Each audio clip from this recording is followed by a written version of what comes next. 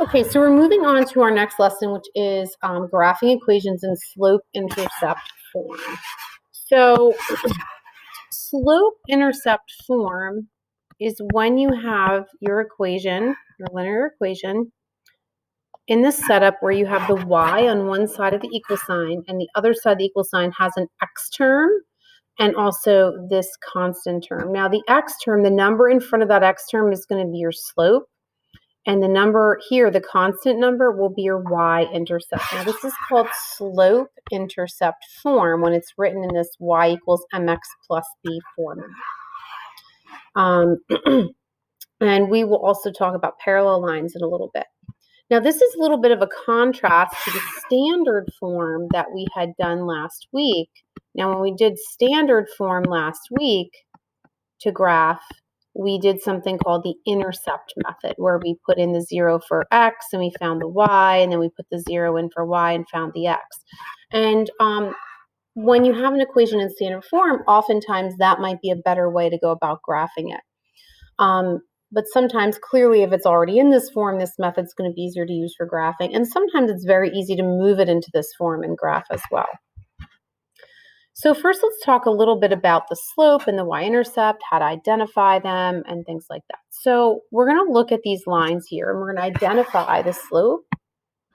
We're going to identify the slope and the y-intercept of the line. Now, we should remember, hopefully from last week when we talked about intercepts, that we look to see where the line crosses the y-axis, and that will be our y-intercept. After that, you're going to count from that point your rise over your run to another point on the line, and that will be your slope. So last week we did both of these things individually. We found intercepts and we also found slope. So now we're just going to find both of them for the same line.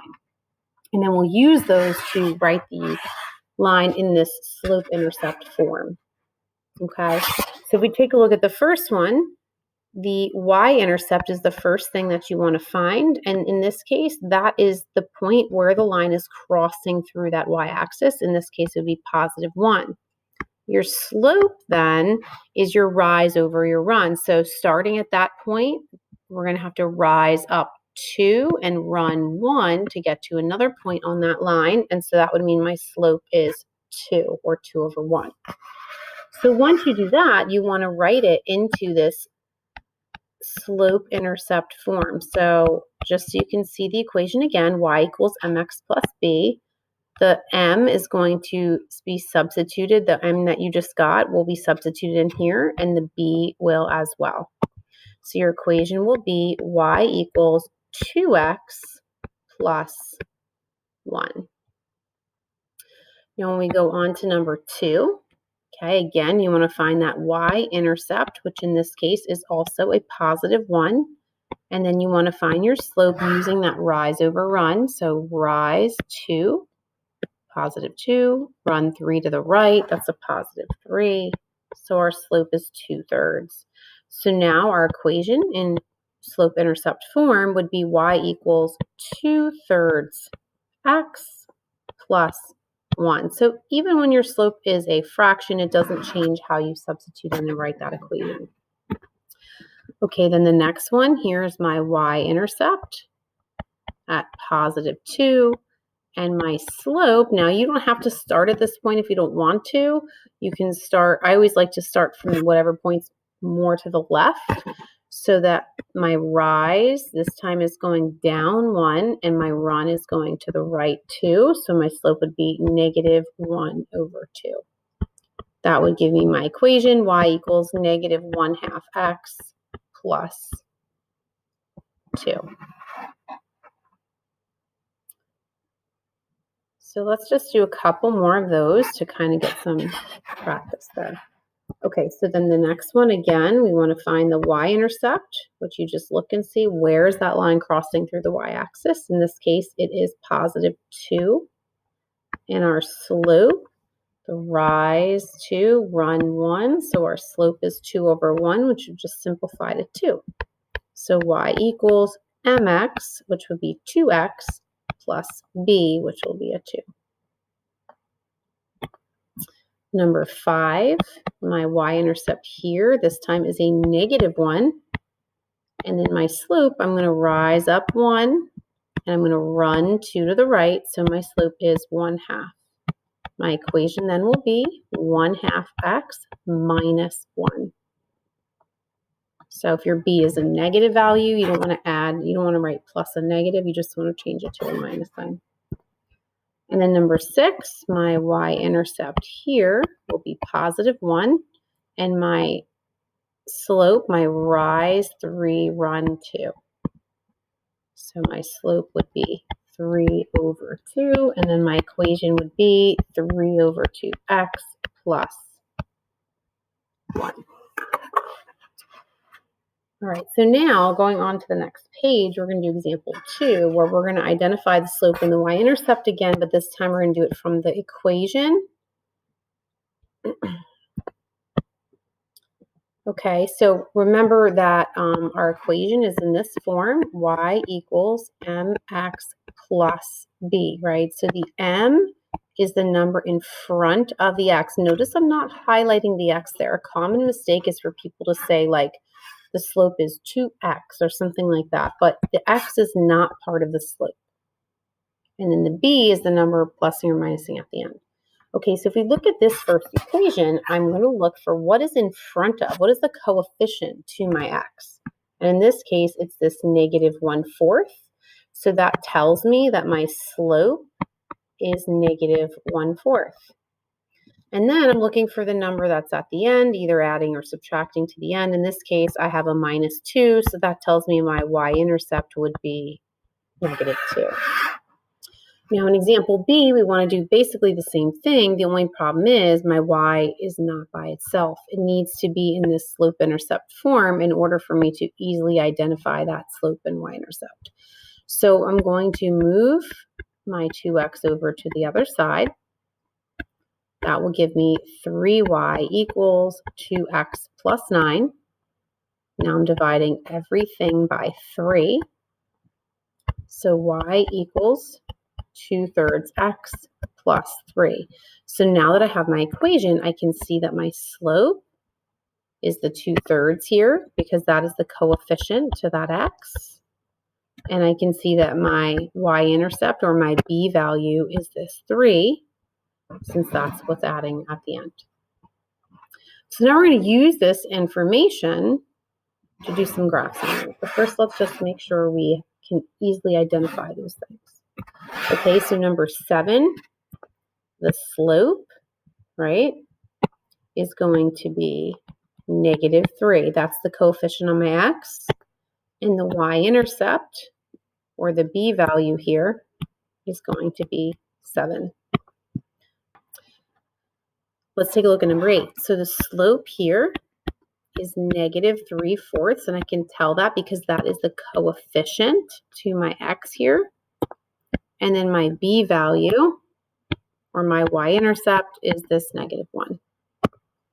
Number 9, my slope, again, is that x coefficient. Here it's 1/2. And my b value, well, wait a second, there's nothing adding or subtracting to the end, so that would indicate that my b value is just 0.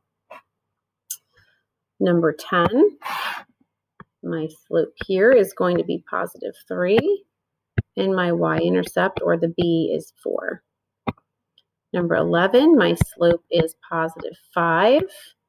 My y-intercept would be -2. For number 12, my slope will be -2, and my y-intercept will be 8. Now the next 3, we're going to do the same thing, except that we have to get the y by itself, put it in slope-intercept form first. So for number 13, I'm going to need to move my x to the other side using the inverse operation. This gives me y equals 4x plus 4. So now I can see the coefficient to my x, which is going to be my slope, which is 4. And then my y-intercept will be 4 as well. Okay, number 14, again, we need to get this y by itself, so that's in slope-intercept form. So we're going to subtract the 15x from both sides. -5y equals -15x plus 10. dividing everything by that -5, leaves me with the equation y equals 3x minus 2. So now I can see that my slope is positive 3 and my y-intercept is negative 2. And then finally the third one here, number 15, I'm going to add my x to both sides. I have negative 6y equals x plus 18, dividing everything by negative 6. Now remember, when you divide here, this x really has a 1 in front of it, so you can leave this as the fraction negative 1/6 in front of your x. 18 divided by negative 6 is negative 3. So my slope here would be negative 1/6, and my y-intercept would be negative 3. Right, so now we can move on and we can use this information to do our graph. So we already know step 1, rewrite the equation into the slope-intercept form, which is what we just did on those last 3 examples. Then step 2, identify the slope and the y-intercept like we were just doing. Step 3, you would plot the point that corresponds to that y-intercept, and we did do that last week, so you should be familiar with that. And then from that point, we use the slope or the rise over run to get more points on our graph, and then we can draw a line. So for example, here we had 4x plus y equals 3. So the first thing we would have to do is subtract the x to the other side, giving us this equation in slope-intercept form of y equals negative 4x plus 3. Then we can identify that the slope is negative 4 and the y-intercept is 3. So we can graph the point 0, 3 because that's our y-intercept, and then we can use the slope, which is negative 4 over 1, as a rise and a run. So if this is my rise here on the top and the run on my bottom, if I want to put that negative on the 4, that means I'm rising negative 4, which is going down, and then my bottom number is positive, so I'm going to go to the right. So as you can see, you would start out with that y-intercept, and then we would rise down 1, 2, 3, 4, and then 1 to the right, down 1, 2, 3, 4, 1 to the right, and then those points connected is going to give you that line that you see there. Okay, so if we want to graph this one here, first thing we want to do is make sure it's in slope-intercept form, which it already happens to be in that. So this is our slope of 3/4, and then our y-intercept is that negative 1. So I'm going to plot the point, right? This y-intercept is really 0, negative 1, so I can plot that point. And now I'm going to move, and since my slope is positive, remember we talked about slopes last week. If it's a positive slope, we know it's going to be going up and to the right or rising. So when you make the rest of these points here and you go up 3 to the right 4 and you draw a line there, it should be a slope that's positive, meaning your line should rise from left to right. So you should be able to visually know, oh wait, that looks right or it doesn't look right. Okay, so for number 17, my slope this time is negative 1 because that's the number in front of my x, or the coefficient. There is nothing plusing or minusing at the end, so that tells me my y-intercept is 0, which means I will begin graphing at the origin. So once I start the origin, this time my slope was negative 1, so I know my line's going to be falling from left to right. So if I think about my rise here, my rise was a negative, so I'm going to go down 1, and I'm still going to go to the right 1. That'll create that negative direction for the line. So down 1 to the right 1, down 1 to the right 1, down 1 to the right 1. Now if you need more points in the other direction to make your line across the whole graph, you can do the exact opposite, which instead of down to the right would be up to the left, and that will give you points on the same line, just in the opposite direction.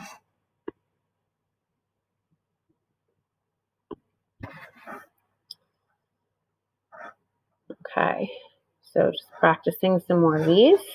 Okay, so for number 18, my slope here is 1, or 1 over 1, and my y-intercept is going to be that positive 5. So I'm going to plot the point 0, 5 as my y-intercept, and now I'm going to go up 1 to the right 1. Now notice here, if I go up 1 to the right 1, I kind of run out of space. I don't have very much room to graph. So remember, what I said, if you do both of them opposite, you'll get points going on the other side. So instead of up to the right, it would be down to the left. Down to the left. And again, this is a positive slope. So if you wrote your name on the line, like I said last week, your slope or your line should be going upward. Okay, number 19, my slope here is 1 again. My y-intercept this time is -7. So very similar when we start at the -7. The only thing is this grid is going by 2s instead of 1. So each box represents 2. So if I'm going to go to -7, I have to go down 2, 4, 6, and then another half a box would be that -7. So now when I want to go up 1 to the right 1 for my slope, I'm really going to go up half over half. Up half over half, because each half a box actually represents 1. And it should look something like that. Again, positive slope. The line should be rising from left to right. Okay, number 20. This one here, we have a slope of 2, or 2 over 1, because that's the coefficient of the x. And then the number at the end is that -3. That's my y-intercept. So I'm plotting my y-intercept, which is 0, -3. And now I'm going to use this rise over run. Now they're positive, so I'm going to go up to the right.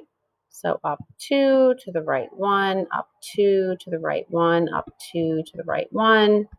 Or if you went down to the left, you'd get points on that same line as well. Okay, number 21, slope is -4 over 1. And then your y-intercept is +1. So I'm going to plot the point 0, 1 as my y-intercept. And now I'm going to go down 4 to the right 1. Notice I'm still going to the right with that positive number there on the bottom. So down 4, 1, 2, 3, 4 to the right 1. And remember, if this is a negative slope, you want your line kind of trending downward as you go from left to right. Okay, number 22. My slope this time is -3, or -3 over 1.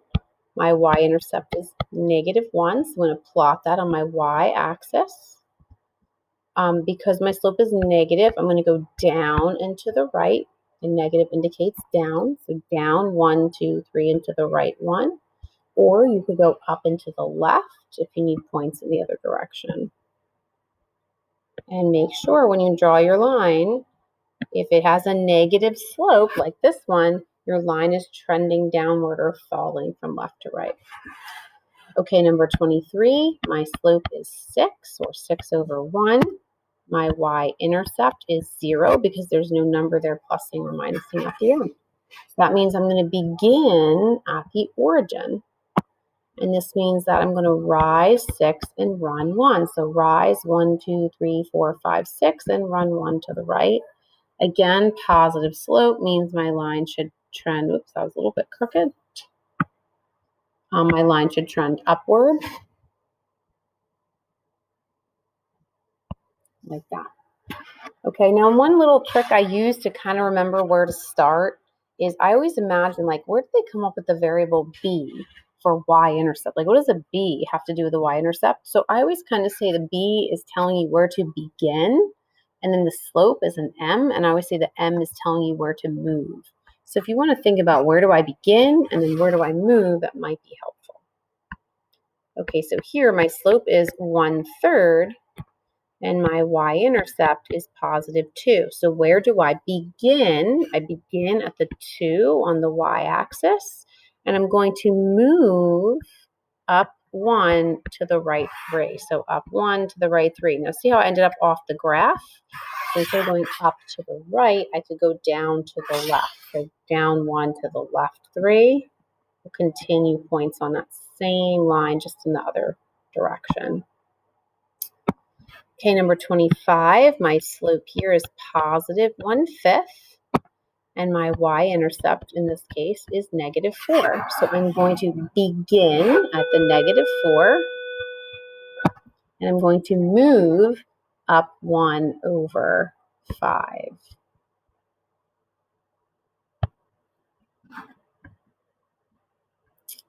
All right, here we got 2 more. So slope is 2/3. Y-intercept is -4.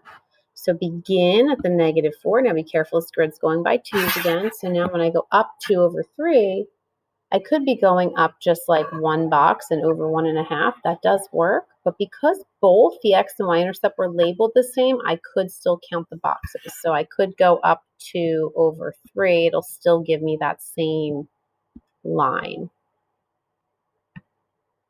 And again, positive slope, make sure your line is trending upward. Okay, 27, my slope is -1/4. My y-intercept is +3, so I'm going to begin at the 3, and then I'm going to move down 1 to the right 4. And it's a negative slope. My line is trending downward, so that looks good. Okay, these are the last 2. So my slope here is 2/5.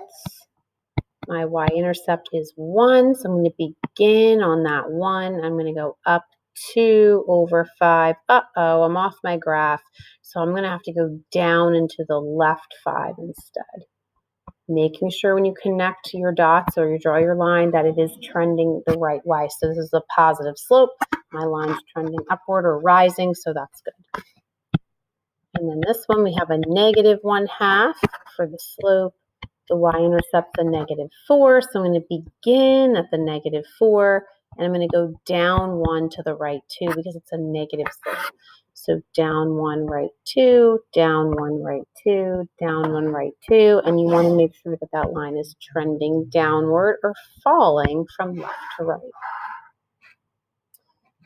All right, so the last thing we want to talk about here is parallel lines. So parallel lines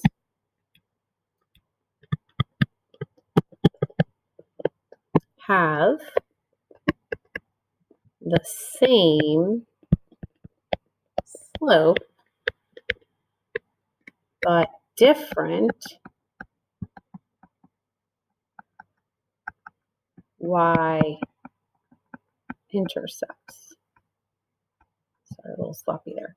All right, so in this particular problem, we want to find the slope of line A, and we're going to use the points provided, -3, 1, and -6, 7. Then we want to find the slope of line B, which is going to go through -7, -5, and 1, 11, and that's this one right here. And then we're going to find the slope of line C, which goes through the points 2, 5, and 4, 9. So you're simply just going to use your slope formula for each of these.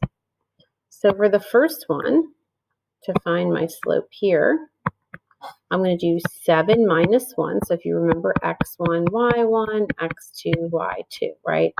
Now I'm going to decide to do 7 minus 1, so y2 minus y1. So then I'm going to have to do x2 minus my x1. Now remember, when you subtract a negative, that's really like adding, but the 6 is still negative. So we have 7 minus 1, which is 6, -6 plus 3, which is -3. So my simplified answer here is -2. And when I go to find my slope on the next example, I'm going to do y2, which is 11, minus y1, which is -5.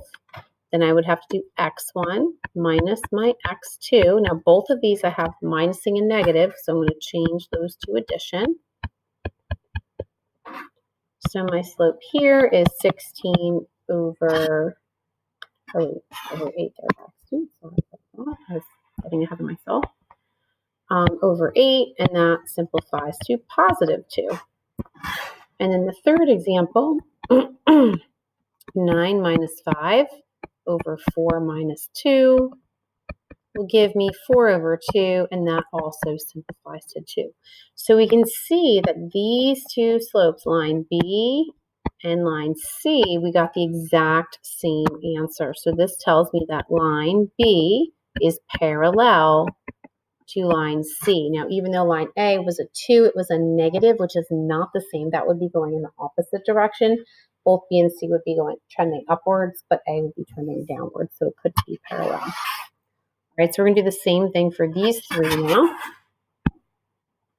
So let's find out which ones are parallel. So we have line A, line B, and line C. So line A, I'm going to use 5, 3, and 8, 5. And I have x1, y1, x2, y2. So to find my slope, 5 minus 3 over 8 minus 5 will give me 2 over 3. And that's my slope there. For the next line, line B, I'm going to use the points negative 2, 9, and 1, 11. 11 minus 9, 1 minus negative 2 is going to give me 2 over 3 again. So we're looking good there. Let's check the third one. We have 12, 8, and 8, 2. So I'm going to do 8 minus 2 and 12 minus 8, which gives me 6 over 4, and that simplifies to 3 over 2. So in this example, both A and B were positive 2/3, while C was positive 3 over 2. So in this example, line A was parallel to line B. All right, and you can also tell if lines are parallel simply by looking at the equations. So if you look at this equation here, if it's already in y equals mx plus b form, we can see that the slope is 3. Now, even when we look at this next example, notice that it's kind of like it's not in y equals mx plus b, it's actually in b plus mx. It doesn't really matter though, because remember, the slope is always the coefficient of the x. So you should know either way that slope is 3 there, which would make these two parallel lines. Now, if you look at example 31, the first equation here, we know that our slope is positive 5. In the second equation, even though it's written out of order, you can tell that the slope is negative 5 because that's the number in front of the x. So these would not be parallel because they have different signs. And that's going to be it for this lesson.